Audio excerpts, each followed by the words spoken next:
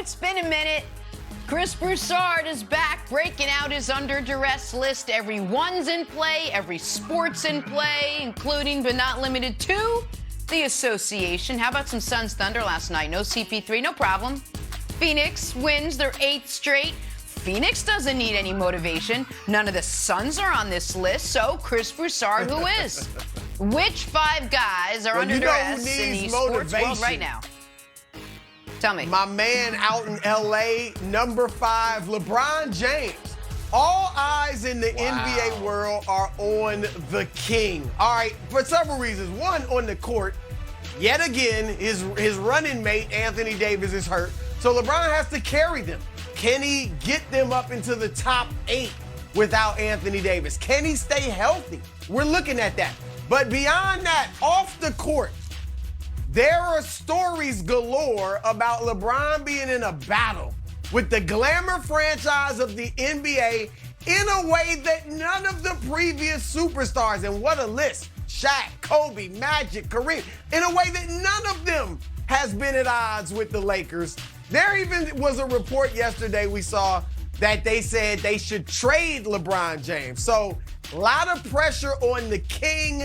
Let's see how he handles it in these upcoming weeks. All right, at number 4, Brian Gutekunst, the general manager of the Green Bay Packers. His superstar quarterback, Aaron Rodgers, says, yeah, Goody, as I like to call him, told me, after the season, if I won out, he'll trade me. Goody says, I never promised that. Aaron Rodgers says, I want to see what they do with Devontae Adams. Goody says, Aaron Rodgers has to be the first domino to fall before we take care of any of the other free agents. Not to mention Aaron Rodgers now reportedly wanting $50 million. My goodness. And if Rodgers wants to trade, Nick, where does Goody send him? Does he do what's best for the Packers? I think he would. Or does he bow to Rodgers and send him where he wants to go? All right, at number 3, James Harden. We just talked about his legacy being defined by this time in Philadelphia. I want to throw something else out, Nick. Did James Harden move too soon? Like what? Now that we know that Kyrie Irving should be playing home games in some time in the near future, right? Should Harden have just relaxed, chilled out, and then in 3 weeks from now, it's a big 3 in Brooklyn? He left that big 3 that was 13-3 and looked phenomenal when they were together to now join the big 2. And as a part of the big 2, Nick, his role in the clutch is going to be bigger again. I think he liked the idea of KD can take the big shot. Kyrie can take the big shot. I just need to run the show in the clutch. Well, now, yeah, Joel can take the big shot, but you're going to have to do it as well. At number 2, Aaron Rodgers. Of course, I mean, all the NFL world, just like NBA is focused on LeBron, NFL is focused on Aaron Rodgers. What will he do? Will he retire? Will he return to Green Bay? Will he request a trade? Does he really want $50 million? And here's the other thing, Nick. Despite winning the last 2 MVPs, I would argue, I don't know that Aaron Rodgers' image, or let's put it this way, he has not been questioned as much as he is now. I think that's fair to say. As a football player, like now we really are wondering, is this dude just a regular season phenom? There's reports that even in the Green Bay organization, they are saying, is he the same guy in January and February that he is in the regular season? So a lot of pressure, regardless of what he does.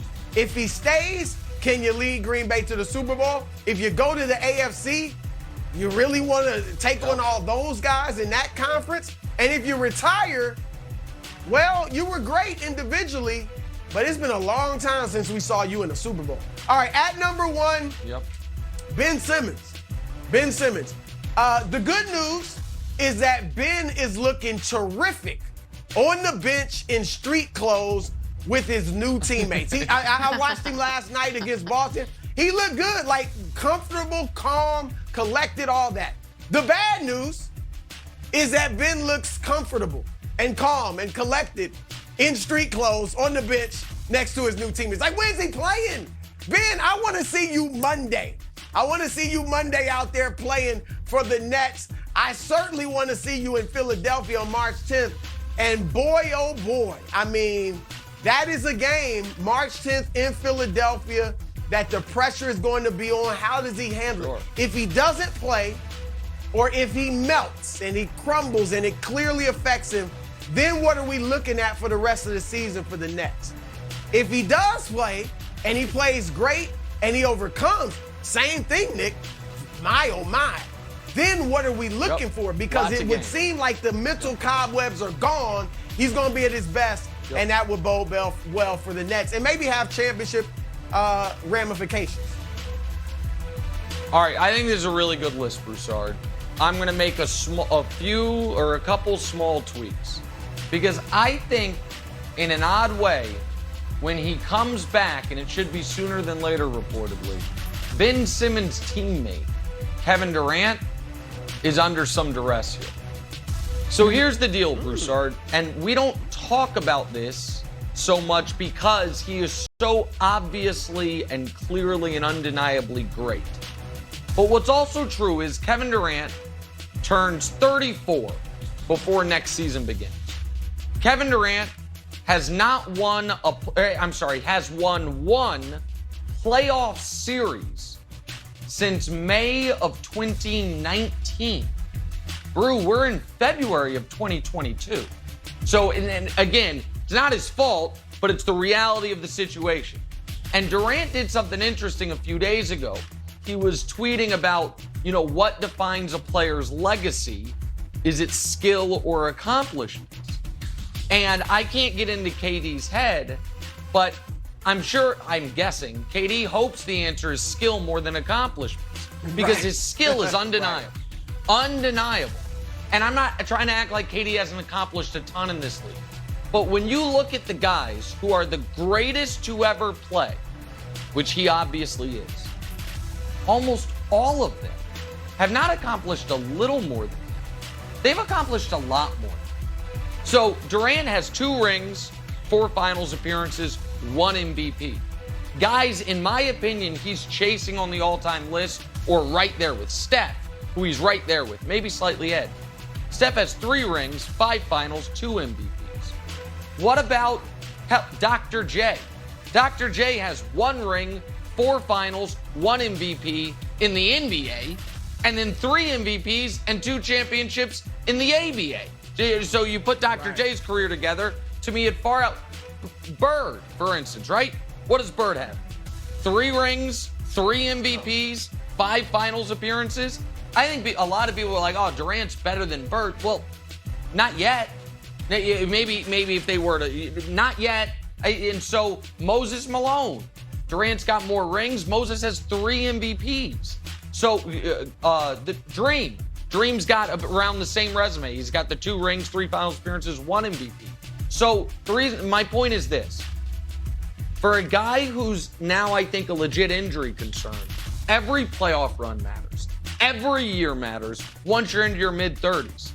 And for Kevin Durant to add to the resume, like this year's critical, next year's critical, but every year is critical. So I think he's under a little bit of duress going into the stretch run here. No, you bring up some good points. And look, the fact of the matter is, and I did not kill Kevin Durant. I was one of the few when he went to Golden State. And I knew he'd be celebrated when he won the inevitable championships with Golden State. But it is undeniable that many people, while we still give him credit and we know he was great and he was their best player, we still look at that like, yeah, but I mean, that team, a ton of good players could have went there and won championships. Let's just call it like it is. All right, and so a lot of us, including myself, want to see Durant win a championship as his team. Like, this is my team that I'm leading to the finals. Not that you're just the best player, but it is absolutely your team. And so what I would say, though, Nick, is next year, I think the pressure will be on more than this year. Because this year, he does have the built-in excuse of he was injured. Kyrie, I mean, the vaccination mandate is essentially like he was injured. And when Kyrie gets back, will he be rusty and all that? Harden trade, Ben Simmons, where's his head at? So I think there's so many question marks that has kind of let Durant off the hook this year. But no doubt next year. And let me say this too about this year, Nick. I want your opinion. I think there's an argument that this roster on paper, not because they haven't played together, you can't say better, but on paper, Card stuff. that it could be better than the 2016 roster that Cleveland won the championship.